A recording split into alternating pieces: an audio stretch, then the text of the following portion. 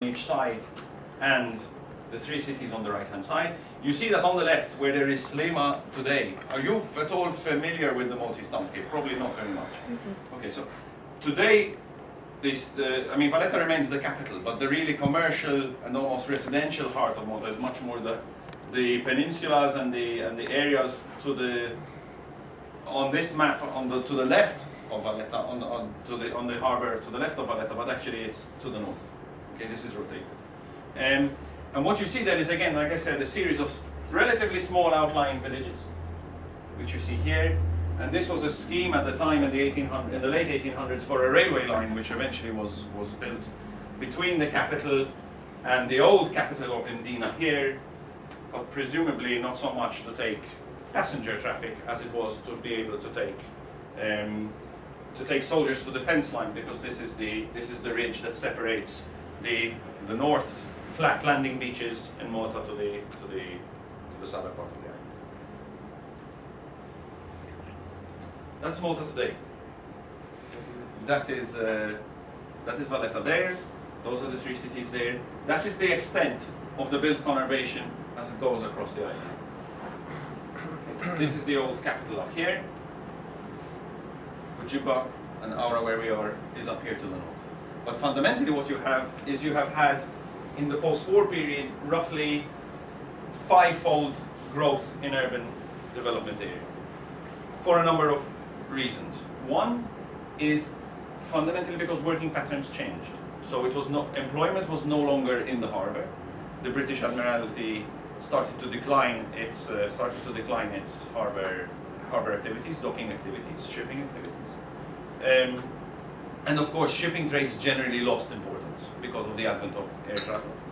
And you also had at this time a very widespread government, especially post-independence government investment in giving people government land to build housing on. So you started with the new wave of suburbia, where people were given land almost for free, or sometimes for free, to build their own homes, which were subsidized.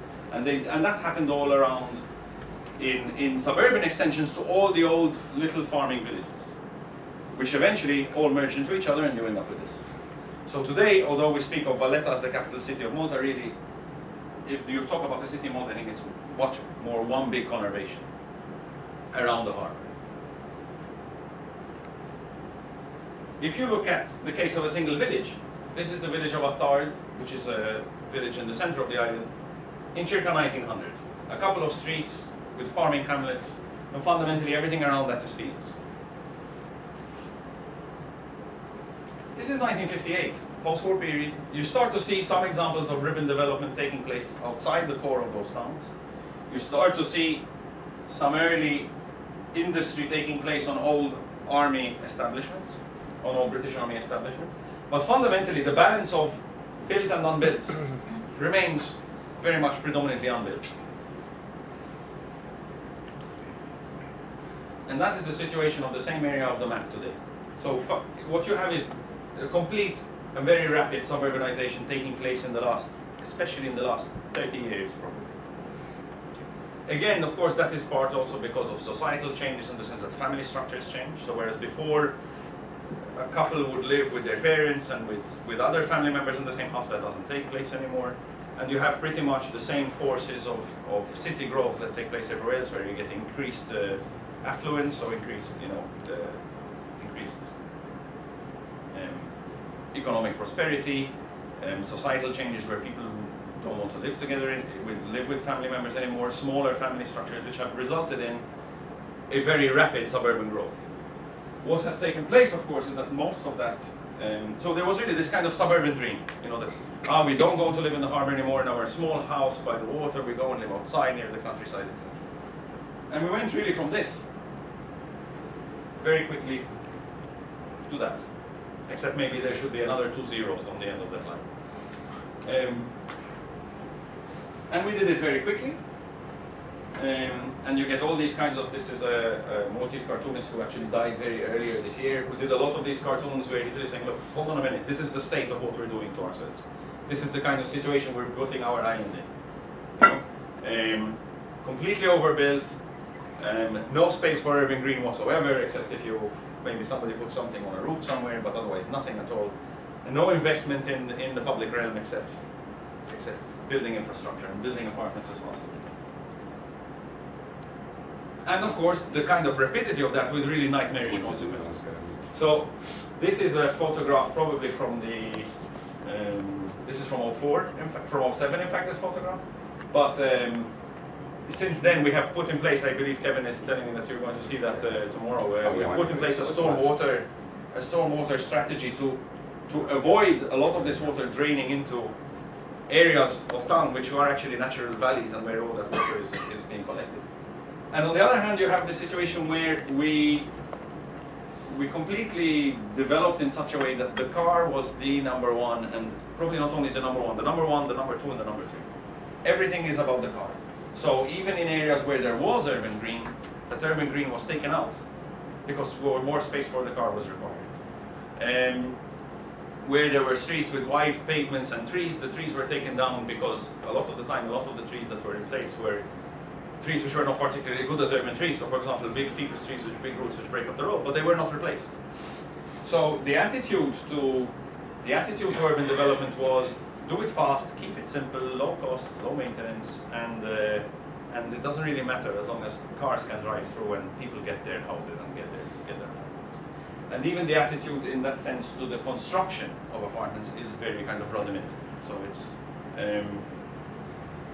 very simple building, no investment in heating and insulation, any of this.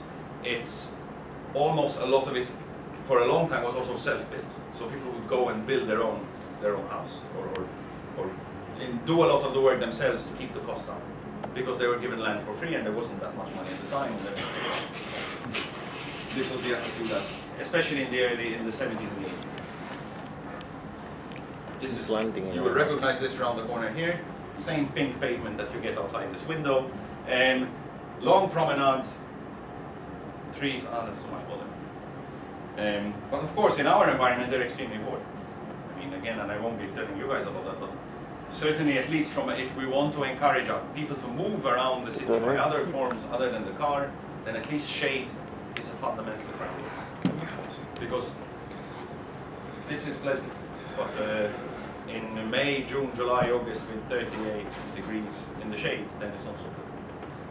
And we don't actually think about mobility so far in terms other than the car. So the car completely dominates the urban environment. Again, this is also Aura Point on the other side, facing, so on that side of the Aura Peninsula. And again, you see this very funny urban situation, all quite bric-a-brac put together very quickly in a very messy way, and then somebody puts a tree somewhere on the roof, but otherwise.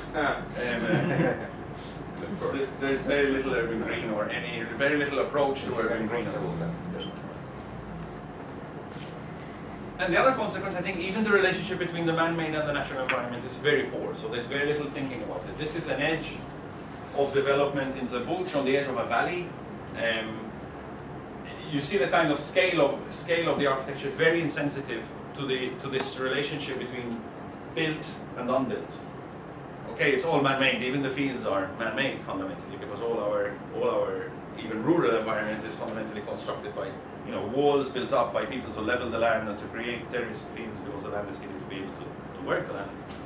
But the relationships, if you see that block of flats there, for example, it is really completely insensitive to the relationship between the needs for a relationship between built and non-built. So no transition at all.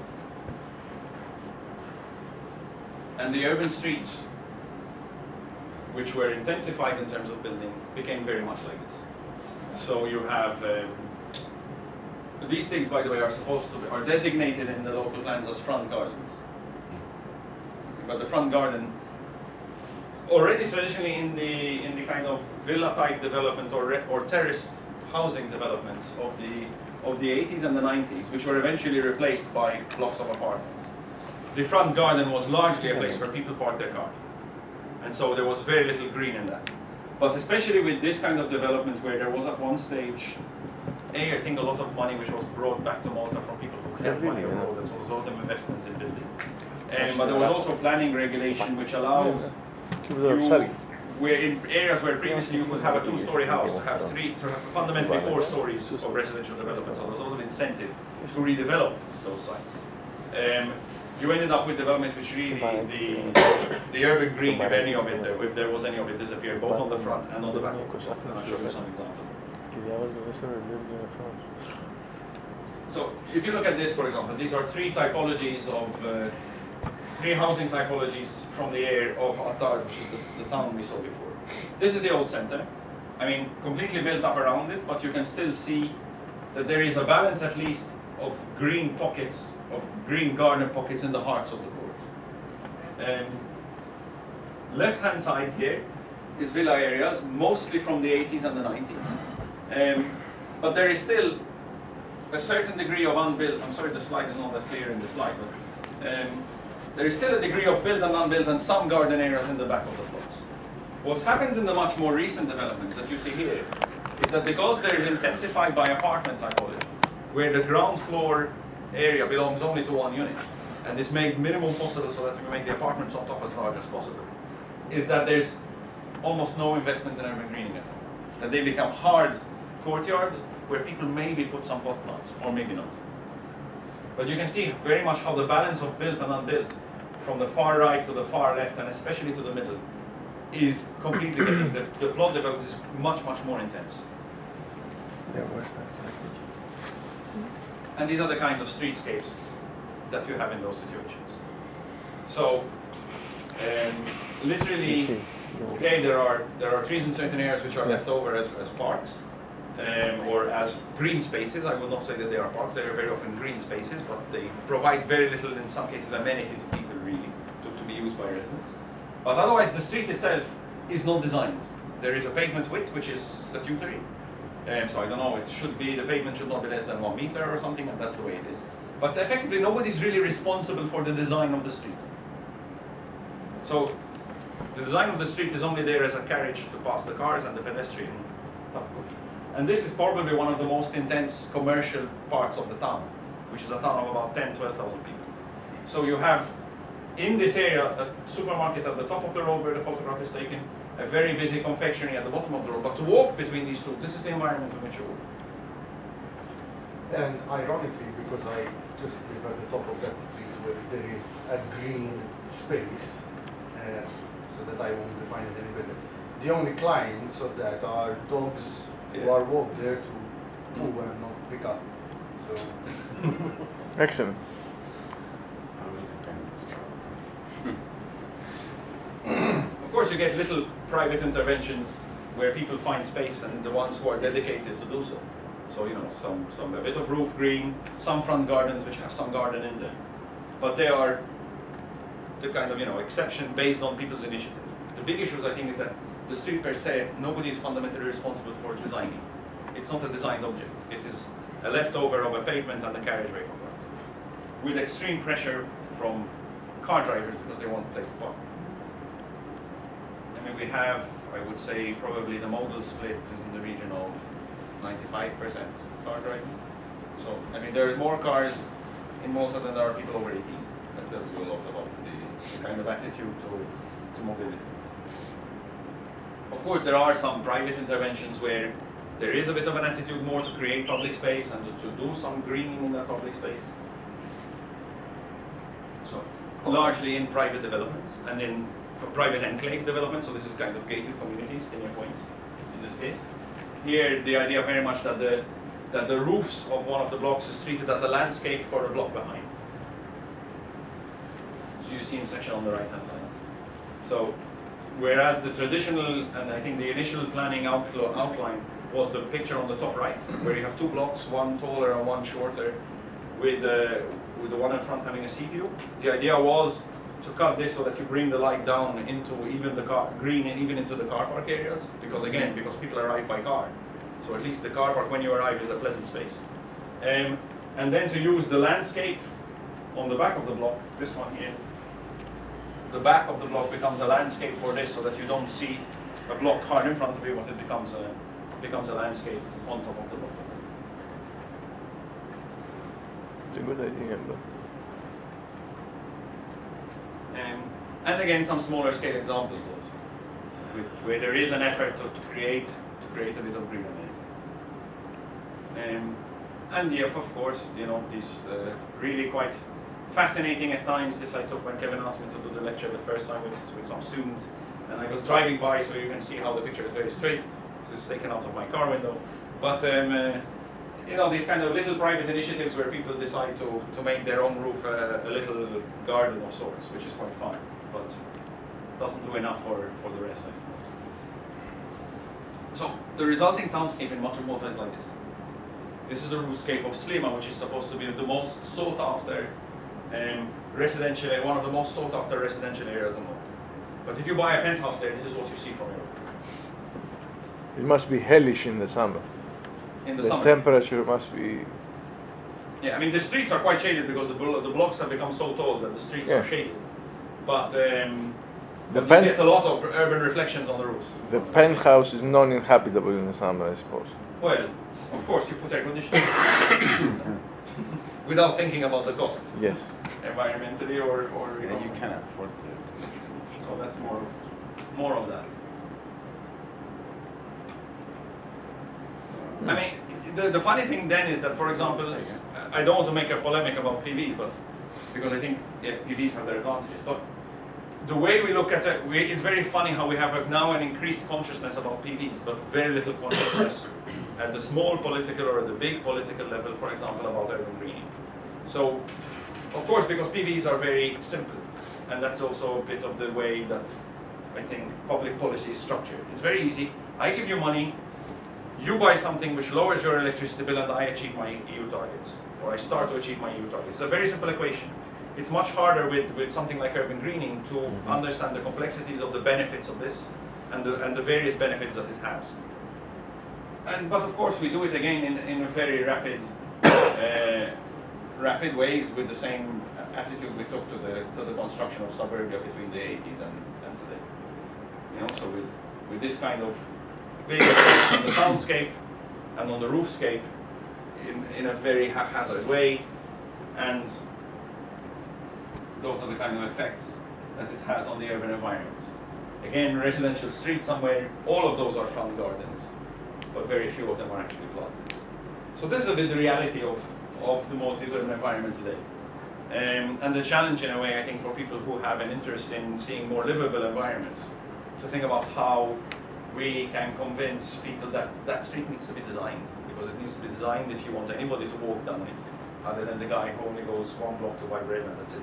And would probably be quite scared to send his 8-year-old son to do it because of the way that traffic dominates completely the urban environment. These are the challenges in a way that we face today. With mobility, it's the same challenge.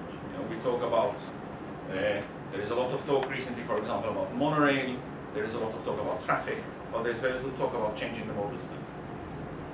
There is talk about a transport strategy, but there is also rumors that it's only there so that we get money and then we put the strategy on the shelf. It's the kind of reality of public policy in a way, dealing with these kinds of issues, because they're complex, and because complex is hard to deal with. That's my little, I don't know how long that was, but that's my little take on how the Maltese urban environment has developed. Happy to discuss questions with you on what this is about. You mentioned that there is no actual urban planning authority. No, there is a planning authority. The planning authority is fundamentally a regulator. So there was a very funny situation which took place in Malta when the planning authority was set up. Until the 90s, we didn't have a planning authority. Mm-hmm. Planning applications went to the minister. There was also a time when, fundamentally, I think we can say this without any shadow of doubt, it was clear that there was widespread corruption in the way that planning applications were processed. Excellent. In the early 80s.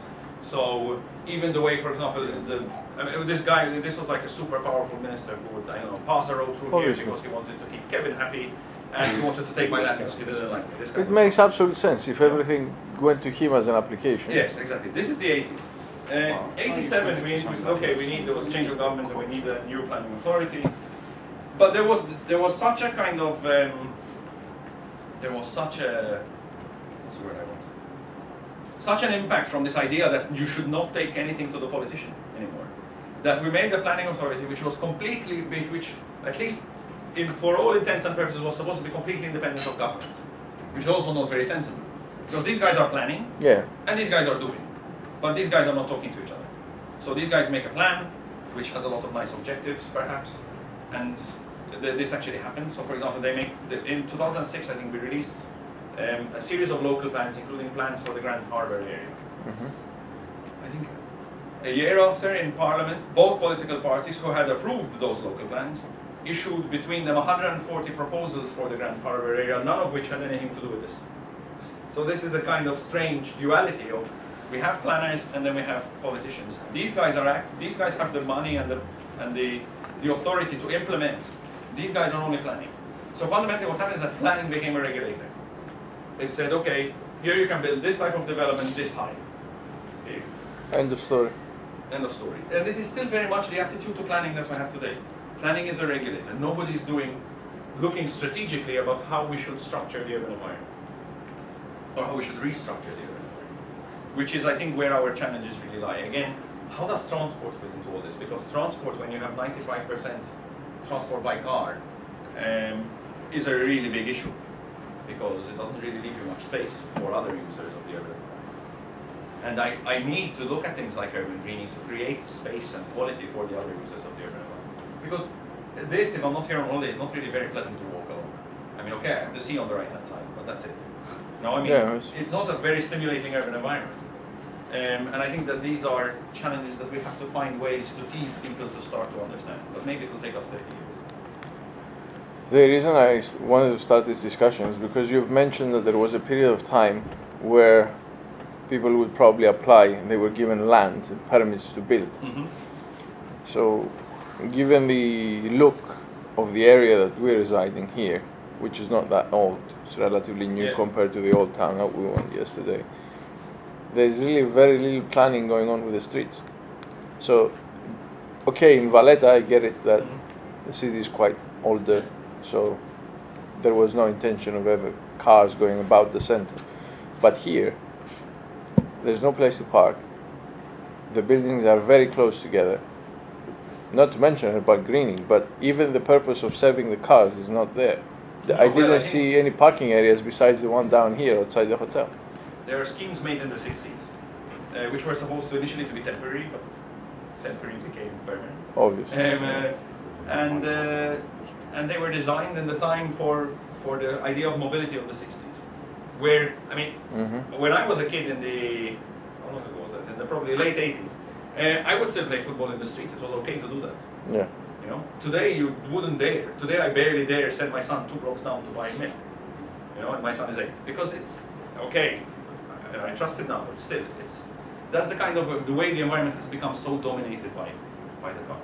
Here, of course, I mean, this area is much more in a way a different kind of city center and very dominated by commercial interests. So there's a lot of pressure on the public space. But the other issue I think we have is that you mentioned Valletta. We think Valletta should be looked at carefully, and we should be very careful what we do in Valletta. But the rest doesn't matter.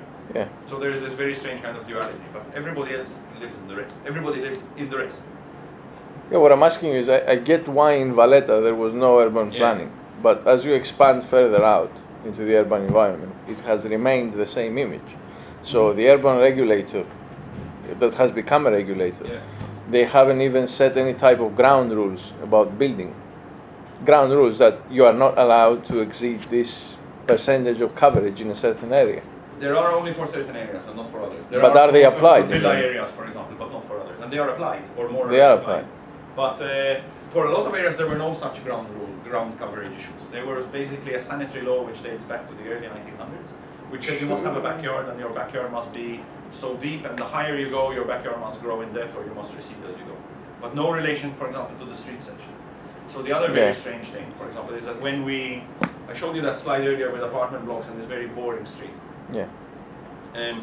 When we had a change of policy which allowed people fundamentally to go from 2 floors to 4 floors, and there was a lot of money coming in and people doing it, there was no planning, nobody thinking from an urban design level of planning and saying, hold on, if I ask everybody who is allowed to do this, who I'm giving basically a very big handshake and telling him, here you go, you have this much more money because your plot is now suddenly worth double what it was worth, to say, I will take 2 meters of his frontage and make that a space where I can have a decent pavement and plant trees on the road. Nobody made this. Or even parking Nobody made space. this Or even parking space, because you are doubling Yes, the yes. potential Yes, of so of inhabitants. course they were obliged to have underground parking, or to pay, or to make a payment, which was eventually go into creating public parking areas. But none of those have really, or maybe one of those, I think, actually happened, even though millions of euros have been paid into the city. The reason I'm asking is because we saw some construction activity going on, especially in this area. And again, I didn't see any parking plan for that building. It was already erected. Most of the time, No you will find foundation. that the traditional way of doing it is to put the parking underground because it's quite easy to excavate. So- What I'm asking, is it mandatory? To have parking, yes. It is. Okay. Yes, there are parking standards. It's mandatory to have parking. Okay. And if you don't have the required amount of parking, you're supposed to pay a contribution. I don't know, like €1,000 per car that you don't, car space that you don't have, or something. And eventually, all the money that is collected from these contributions is put together to put a PPP or something like that. Suppose to it. make a car park. Suppose it. Pardon? Supposedly. Suppose it, yes. Because Because the land has to be available, of course, and all of these other issues. Because before the elections, it was distributed to local councils for them to have their own embellishment projects. Absolutely. Yeah. Defeating the whole concept. Okay. I was wondering, socially, are there citizen movements to ask, to Are the strongly citizens ask, mobilized? are citizens conscious of the situation and trying to do something about it? I don't think well, if you look at newspapers, for example, you see a lot of complaints about the construction activity. But still, and also complaints to a degree about traffic. But very few, I think the consciousness about this is the environment where I live and I would like to walk in a nice place, that is still very, very timid, if it exists at all. So there was, I think, where, I mean, again, of course, I would like to walk in a nice street. I mean, it encourages me to walk much more. This kind of consciousness is still very, very weak. Again, the culture of driving is so strong that people are much more likely to complain because they are going to get slowed down in their car or because they cannot drive around the block or whatever than because they cannot walk. And of course, that also excludes the weaker members of society. So, the young, the old, the ones who are not able to drive or don't have a car or whatever, those are the ones who suffer the most. So no, I think this consciousness is not yet there, and until that consciousness comes in, the pressure on politicians to make a difference, which is a bit the subject, or begins to be a bit the subject of my research eventually when it takes off. Because I think it's the only way that you start to press the button. But it will not be 5 years, it will be 30 years. I think. We have to start with the little With ones. the children, Yeah, exactly. with cartoons, showing green, Yeah. all of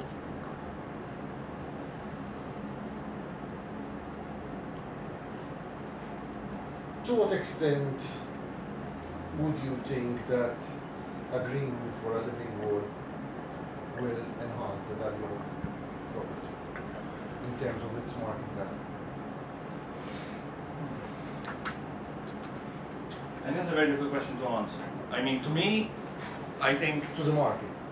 yes. I think for the market, people definitely look at what street is my property on. So definitely the street quality, which is again where a big argument should come in about what the street quality is like. The street quality, I think, would make a huge difference to market value. Will a living wall or a green roof make a big difference to market value? I don't think so. But definitely, if I lived in a street which had street trees and which was a pleasant street, with trees, with a decent pavement, with balance of car and visual amenity, because it's also about visual amenity and the other senses that we experience in the city. I think that would make a huge difference on market value. And there is one of the triggers that starts to become interesting, and one of the levers that you can start to use to convince people to at least start to try this out, to experiment with the possibilities. Another discussion that this group has had several times has to do with government policies. Would you say, given what you've seen with the last 20, 30 years in Malta, the incentive to build another floor and then the incentive to go for PVs and so on, would you think that if there was a financial incentive to do some urban greening, people would take the initiative and actually put their own contribution to do so? It's hard to say. I think it depends a lot on the way that it's communicated. you have two issues, I think, fundamentally. From a marketing, political point of view, Malta is a country which is a two-party split. Not the last election, but the one of 2007 was won by, I think, 1,050 votes. Mhm. So there is huge voter segmentation, and political parties will do nothing which they feel could irritate a considerable voting group, whatever it is. And 1,000 votes is a big voting group. 500 votes is a big voting group when you lose elections by 1,050 votes. Having said that, I think the issues are really that for urban greening to take place, there is at least there needs to be some kind of infrastructure investment from government. Yeah. Whether that's local government or central government, it needs to come from there. I think they would have to find a way to fund that, and that governments in most countries, and certainly in ours as well, are usually don't manage to find cash for these kinds of things. I think that you could convince people to take an interest in it, yes. Whether they would do it themselves or whether you could kind of get a social mobility where people actually say, okay, no, we will put the trees in ourselves or stuff like this, where actually they feel that they can actively contribute, is an interesting question. I don't know. My question is more related to the individuality. So if you had somebody that you would tell him, you get this X amount to do something with your roof, do you think they'd be willing to put what's left? So let's say there was EU funding of 50% for urban in the same way greening. that the PV, that it happened with Yes, PVs funding. yes. Do you think they would go for it? If you could explain the benefits very clearly, yes. Mm-hmm. So if you said, look, if you do this and you spend 500 euros or 5,000 euros, you have a payback of 8 years, and you need to do A, B, C, D. If they thought that it was a worthwhile investment economically, then I think they would do it. But only if they thought it was a worthwhile investment economically. So it all comes down to market value again. I think so. In this case, I would say so. Yeah.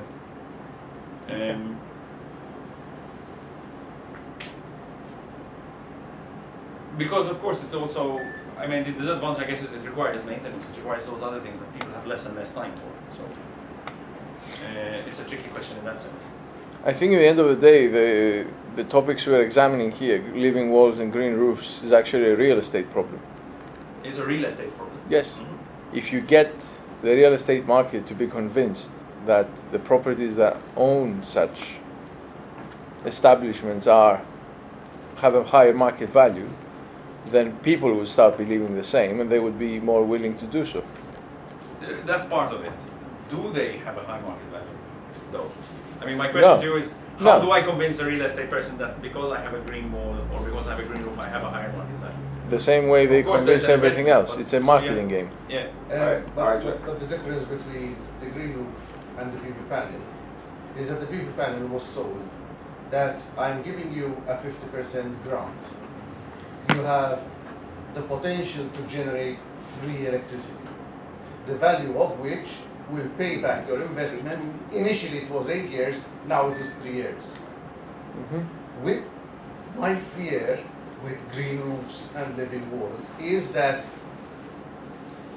the intangible saving, that means the better insulation properties, the longer duration of your materials, will never be quantified in a manner that It's can so be easy felt to- in the pocket by society, and therefore compounded with the fact that they need higher maintenance, because the PV panels, all you do is, if you do, is hose them down once every so often. And the fact that we have moved from a semi-green urban development to a sterile urban development is mitigating against such acceptance. And I think the point made by Jacques that investment is required first and foremost by government is symptomatic of the problems we have in the water sector, where political will has to lead societal change. And if that political will does not mature, then society will remain in its comfort zone. Yeah. But I mean, isn't that kind of a chicken and egg situation? Political will is governed by society, itself. So if society matures, then it's going to push political will. It's going to force it. Let me try to understand a couple of things because I've been thinking about it for Cyprus situation as well.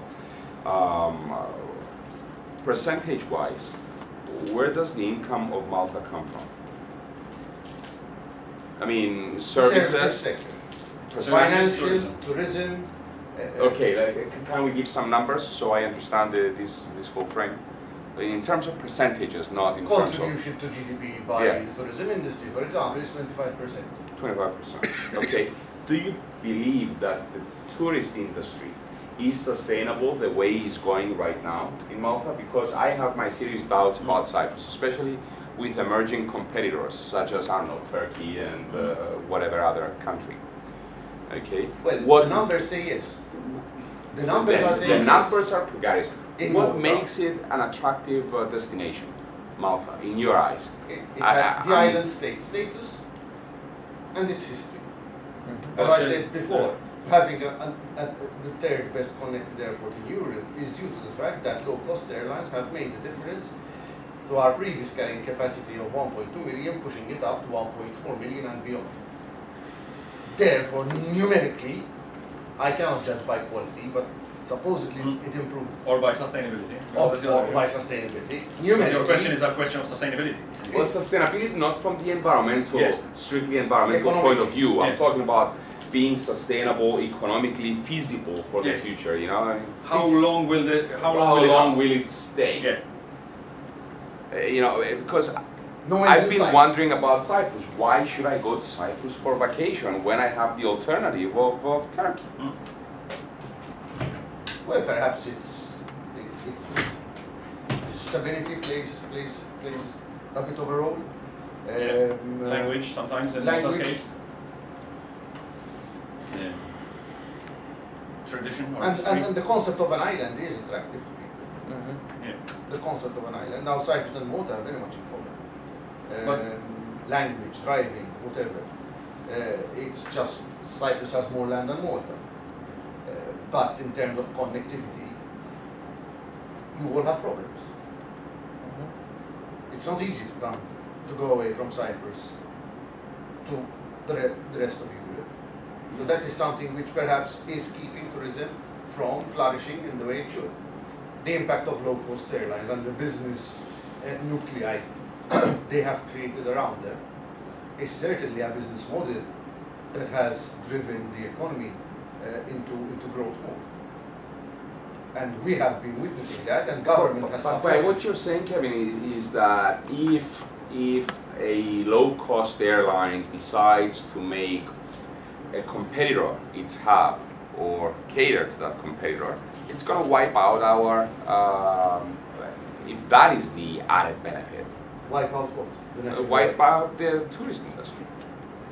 You know, if somebody else, if a competitor has but so long as the low-cost carrier keeps on filling up its routes to that destination, like Ryanair, let's be specific, all right, with the most cutthroat low-cost airline, Ryanair, all right, has increased the routes to and from Malta, but has been very ruthless with, for example, axing Seville, when it saw that there was, and Valencia, where it saw that perhaps spending power on one side was not that great, and at the pull power on this side was not that great.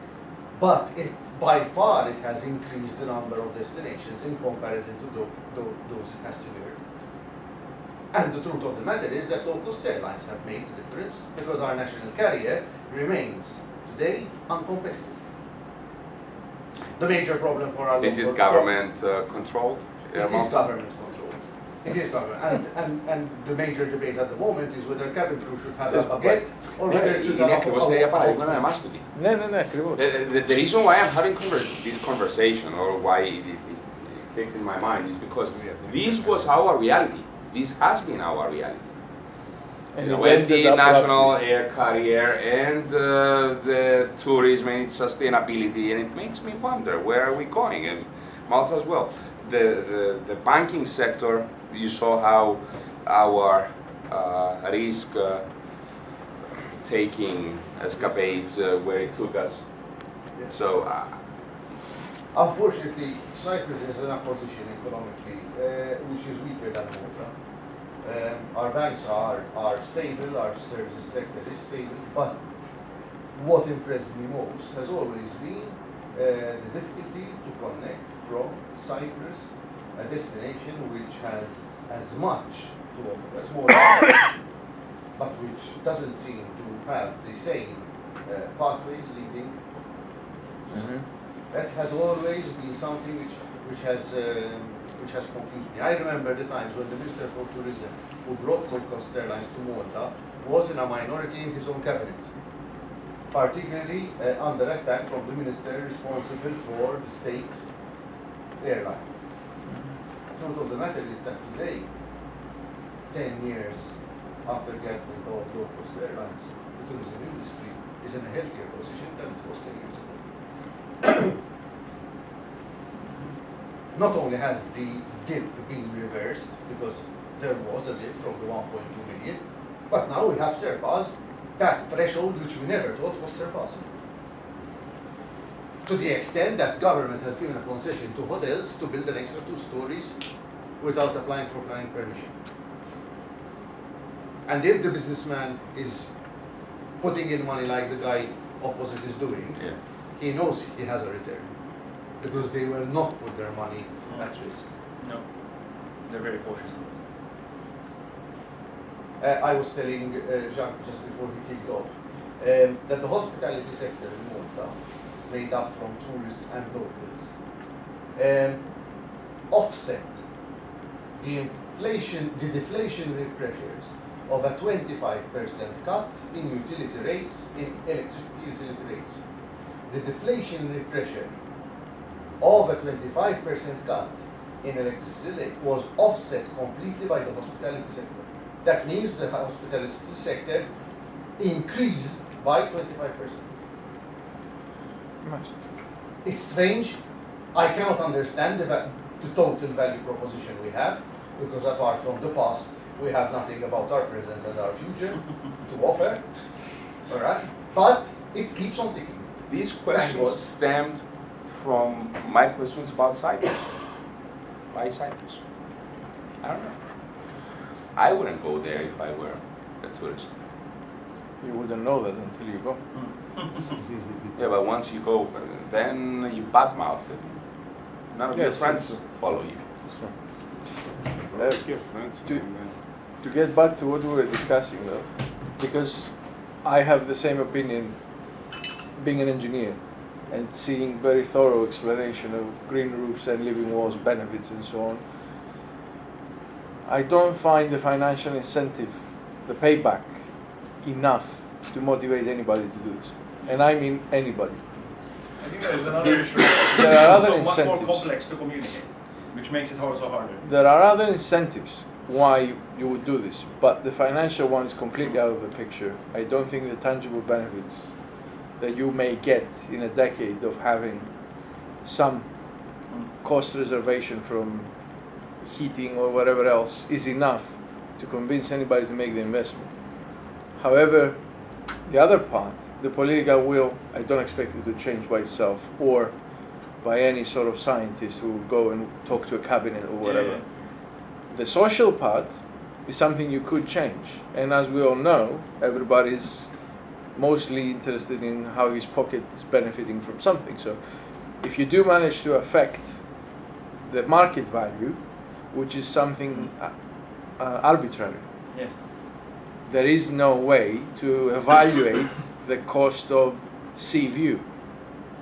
It's just arbitrary. It's just what the real estate market prices go for, and they fluctuate up or down depending on the season. I mean, in Cyprus, we've seen a 30 to 40% difference in the last 5 years alone of where the prices were and where the prices are. Drop. Yes, it was a dive, not a drop. So arbitrarily, if you get the market value to increase based on green urban development, then you would have an incentive to convince people to do it. I think that's a very big trigger. You could use that. I think it's the only trigger. This is what I'm saying. I think it's the only way. Well, definitely it's one I think that has a lot of influence. There are others, but they are much more. They are much. It's a bit like soft power now. They're much softer kind of messages, which people will only appreciate once they experience. Yeah. But I don't know. There are, I think, other things you can do with this as well. I mean, the experiments, for example, of New York, what they did with with the urban design of roads, by doing very temporary measures to get people to understand what the street could be. And then once they saw which ones were successful to actually implement, is quite interesting because it actually allows people to get a taste. Yeah. If we don't allow traffic through here anymore, but we suddenly allow all the cafes to have 10 meters of tables out on the street, what happens? And they did a lot of experiments with that kind of thing, which I think is very interesting. I agree.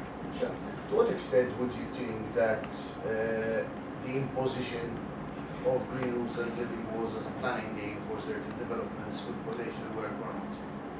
As a planning gain, yes. But obviously because you're offering presumably you are offering something else which people see they have significant advantage in taking. Isn't the alternative a lump sum of money or?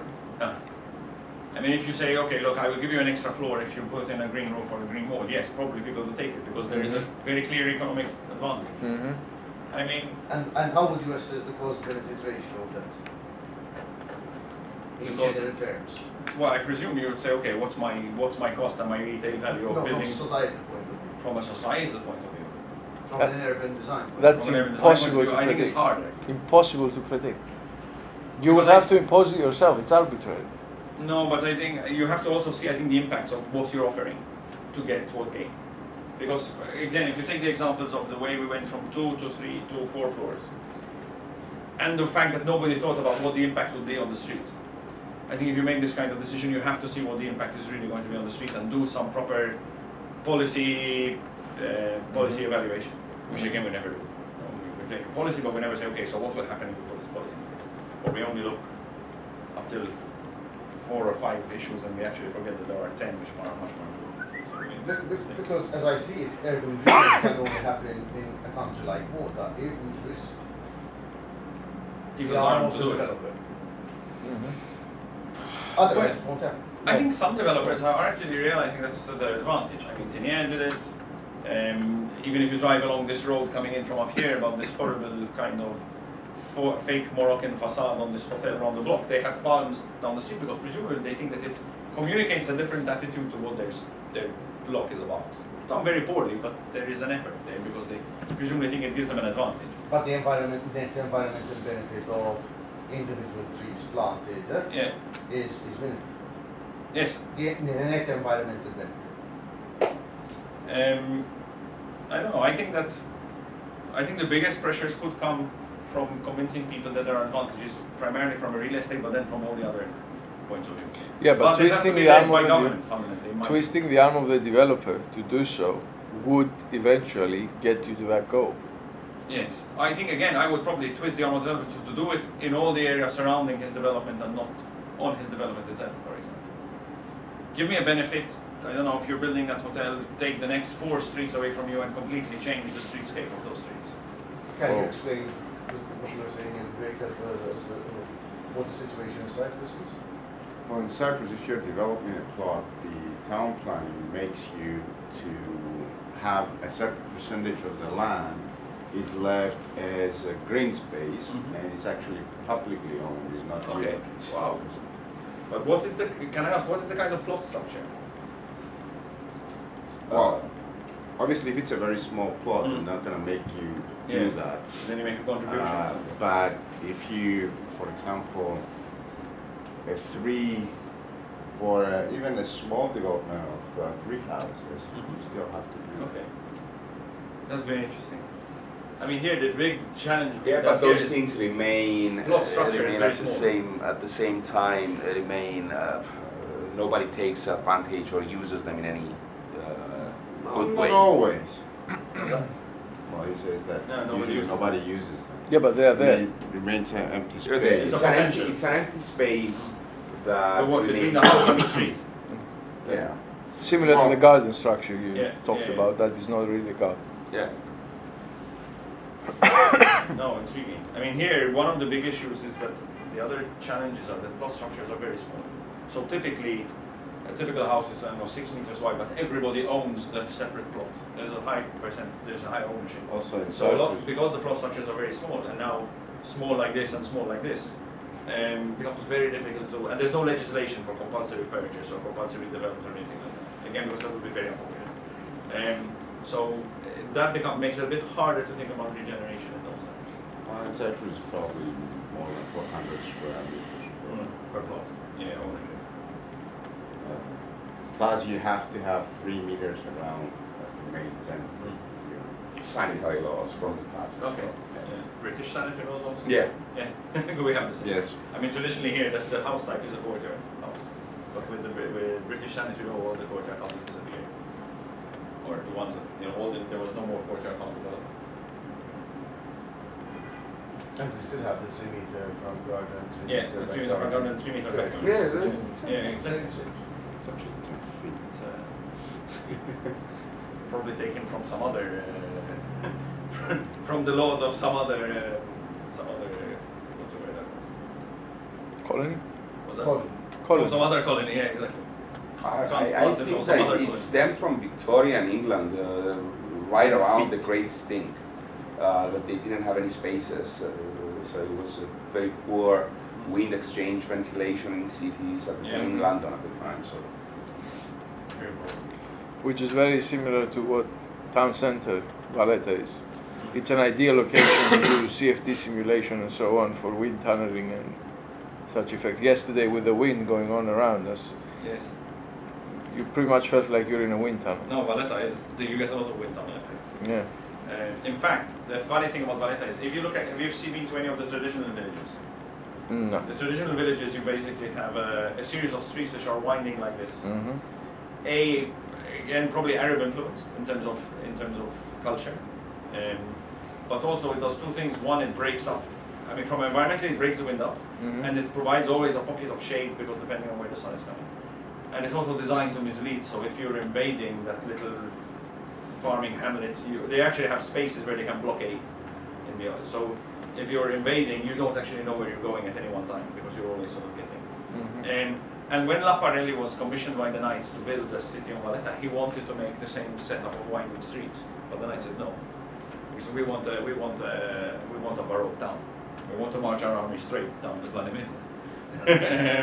And so that's why it's a grid. But he didn't want to do that initially.